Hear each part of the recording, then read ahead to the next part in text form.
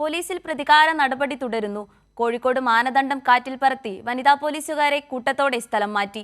2 മാസത്തിനിടെ സ്ഥലം മാറ്റിയത് 100ഓളം ഉദ്യോഗസ്ഥരെ. UDF സർക്കാർ അധികാരത്തിൽ വന്നതിന് പിന്നാലെ മാനദണ്ഡങ്ങൾ ഒന്നും പാലിക്കാതെയാണ് സർക്കാർ ഉദ്യോഗസ്ഥരുടെ കൂട്ട സ്ഥലമാറ്റത്തിനായി ഉത്തരവിറങ്ങിയിരിക്കുന്നത്.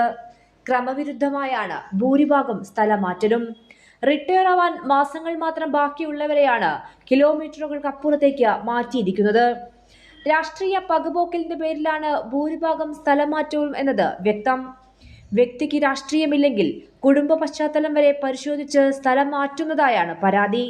റൂറൽ ജില്ലാ പോലീസ് മേധാവിക്ക് പലരും ആശങ്ക അറിയിച്ച് അപേക്ഷ നൽകിയെങ്കിലും മറുപടി ഉണ്ടായിട്ടില്ല.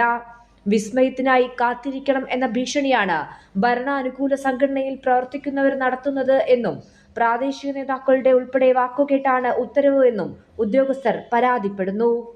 സംഘടനാ പ്രവർത്തനത്തിന്റെ പ്രതികാര നടപടിയിൽ വടകര റൂറലിൽ 80 പേരെയാണ് സ്ഥലം മാറ്റിയത്.